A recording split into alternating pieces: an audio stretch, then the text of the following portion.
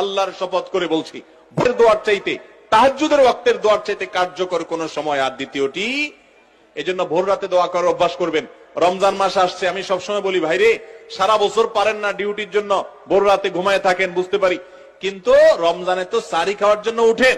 অতএব শুধু সাহরি খাওয়ার জন্য না উঠে, সাহরি খাওয়ার পাশাপাশি 10টা মিনিট টাইম নিবেন, একটা রুমে যে দরজা আটকে দিবেন, কেউ যেন নাই, সেখানে একটু আল্লাহর সাথে একটু কথা বলবেন। ছাদে চলে যাবেন, মসজিদে চলে যাবেন, নির্জন জায়গায় চলে যাবেন, সাহরি খেয়ে চলে যাবেন, অথবা সাহরি খাওয়ার আগে ওটা করে এসে পরে সাহরি খাবেন। কিন্তু ভোর রাতের দোয়া যেন রমজানে মিস না হয়।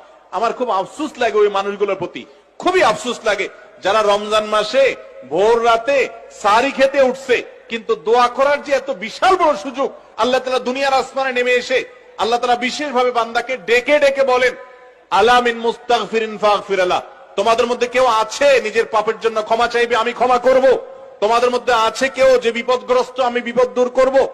এরকম আল্লাহ তাআলা ডেকে ডেকে ক্ষমা করে থাকেন।